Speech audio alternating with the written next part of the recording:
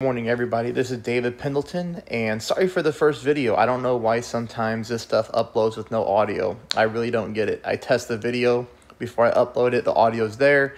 I send it to YouTube, and for sometimes it doesn't connect. I have no idea how to fix that or what I'm doing wrong. But minus 16 on the Winter Sun tournament. So this is our first tournament for the year 2021. And we're starting it off with a really nice round for sure. So I'm excited to share the replays with everybody. Hey, if this is your first time watching me, welcome to the channel. I hope you become a subscriber. I really do. If you're not a subscriber already, but you normally watch me, please become one. You know, it would mean a lot. And also, if you find this video helpful, take a second there and hit that thumbs up button. So with this tournament, the thing that I will tell you is like I normally do in Rookie, I try to provide a couple different ways to play a few holes, and the reason that I do that is based off some people's clubs and play style, like whether or not you're willing to go aggressive or things of that nature. This course has a lot of rough bumps, and the rough bumps give us the best opportunity to put up a really big score. So if you're not comfortable with rough bumps, this is a good tournament to start to practice, and it's something you need to practice and you need to get good at, because as you move up throughout the game, they're going to be very important to become a skilled player. So let's go through some of these holes here. Now, hole number one, I did play it a little bit aggressive, but then I have another way to show you where I play it non-aggressive.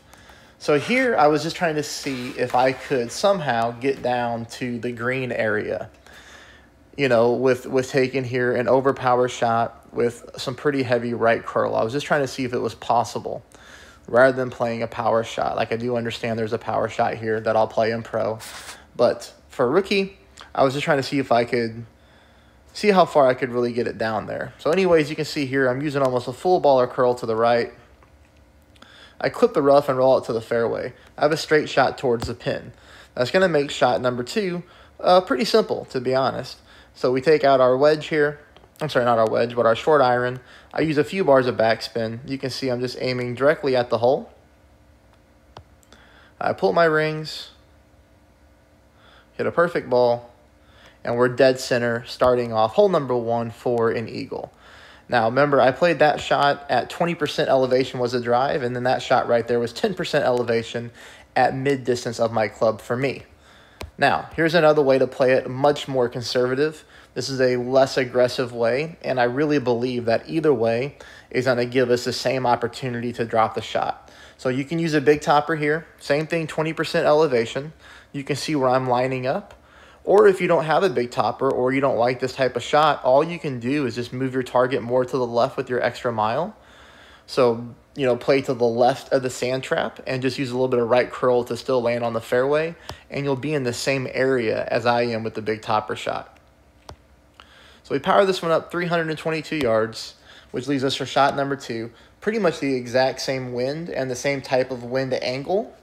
The only thing that I didn't do here is I didn't hit perfect. I hit a great shot to the left, which causes me miss to the left.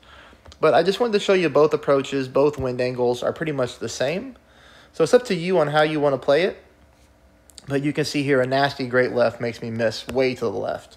All right, this brings us on to hole number two. Hole number two, I think, is a tough par three, especially when you have the wind blowing from right to left.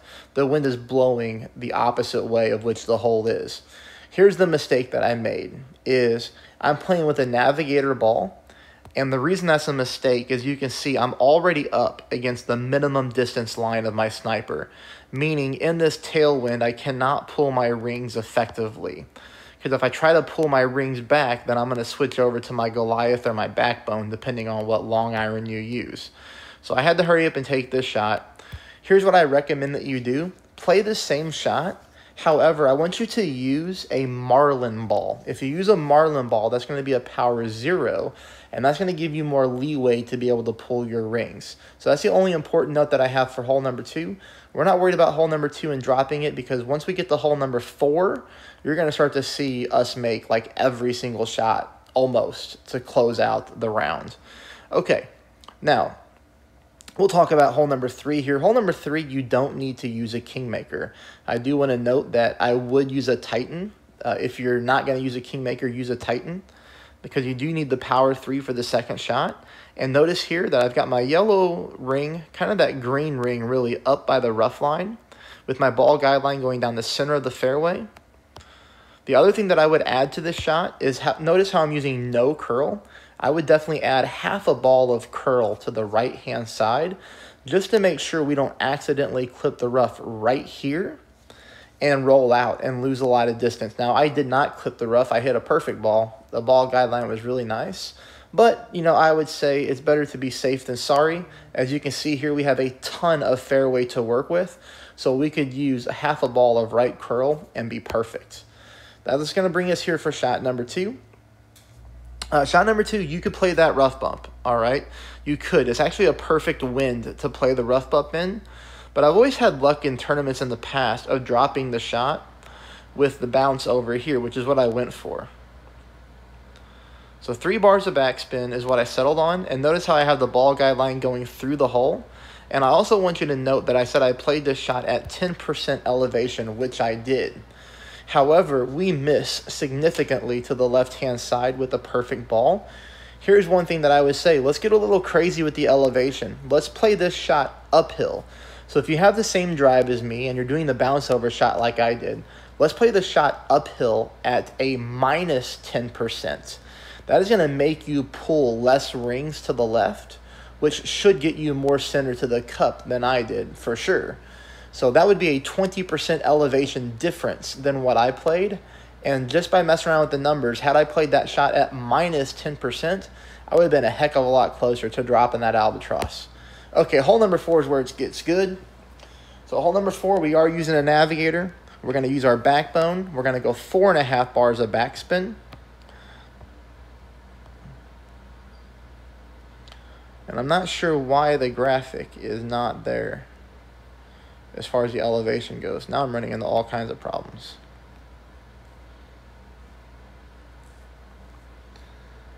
Okay, well, it's 4.5 bars of backspin.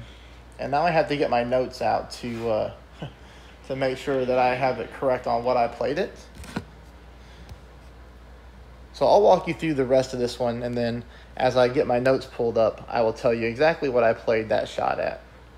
So now we're getting to hole number 5. Hole number 5, we dropped this shot as well. This is straight up headwind, so you don't have to worry about pulling your rings. You can just take your shot as normal like I did here, and you'll be completely good to go.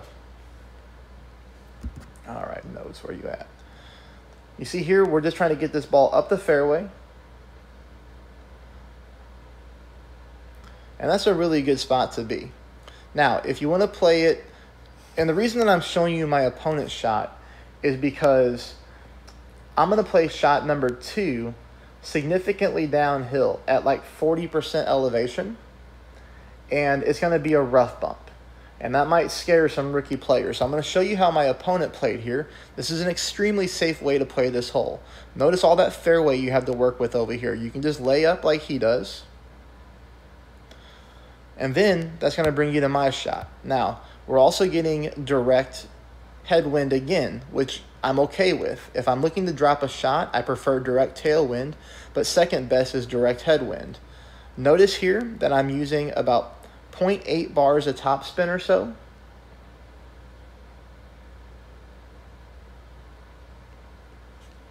And I'm favoring the right-hand side of the cup. And the reason that I'm favoring the right-hand side of the cup is because on my other rookie accounts, I was aiming dead center, and I barely missed my shot to the left-hand side. Barely. So I used a little bit of an offset here. Perfect ball. This time, we roll the left-hand side of the cup and drop it in for an eagle. So you can see that even though I offset, I still rolled the cup on the left-hand side, but we do pick up a difficult eagle, I think. Okay, and then the hole-in-one that I made on hole number 4 was played at 25% elevation at max. 25% elevation at max.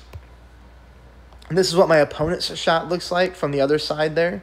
Now, when I did the calculations, he pulled this one at 10%, medium distance of his sniper. He hit a perfect ball, but he barely misses to the left-hand side. So just note, if you're playing that way, you might want to offset to the right a little bit. Hole number 6 is 10% elevation. You can do this with an extra mile. You can do this with a big topper. Either one of those clubs will be great for this hole. Notice here that I'm putting my yellow ring on the rough line. I'm playing over the sand, so it will be very important that we don't accidentally overpower this shot, because if you overpower a shot like this, you could clip the rough and totally mess up your shot. So you need to make sure you take a normal controlled shot and just drive this ball down the fairway like we are here.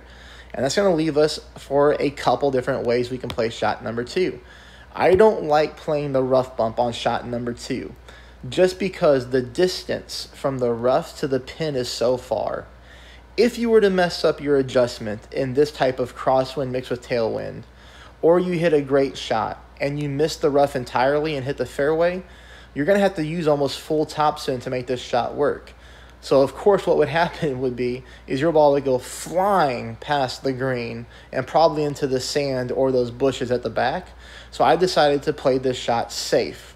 Notice here I'm using 5 bars of backspin with max side spin to the left.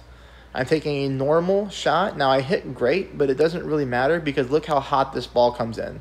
This ball actually is on track to the hole, but it skips over the hole.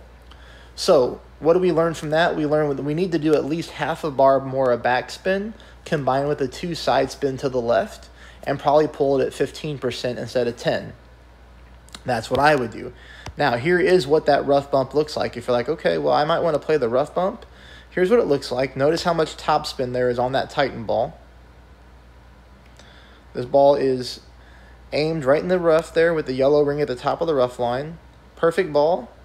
Plenty of rough to work with, but you can see the speed of the ball comes in nice, and the ball just barely rolls to the right-hand side of the cup. So the rough bump does give you the best opportunity to drop that shot. It's just one that I wasn't comfortable with too much to try to play it all the time. So there's 2 different ways to play hole number 6. Hole number 7 is another hole that we pick up an eagle on here, and I really don't think a lot of opponents will. This is, again, pretty much a direct headwind shot, so you don't even have to pull your rings. Just apply your spin to make sure that you don't go into the rough. Again, take a normal controlled shot. I use just a baby amount of right curl here. It's probably not even needed, but I did use just a smidge of right curl, and that puts me right here nicely on the fairway with a straight shot to the pin. Now this shot is going to be another rough bump, okay? I play at 15% elevation, and for me, I'm playing at absolute minimum numbers of my sniper. So like I said at the beginning, this course gives us a lot of rough bump opportunities. And they are good, consistent rough bumps to play.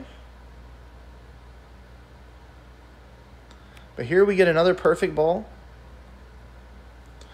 We have no problem hitting the rough, and you see the smooth roll for a dead center shot to pin for another eagle. So we're really moving along here and having a very solid round.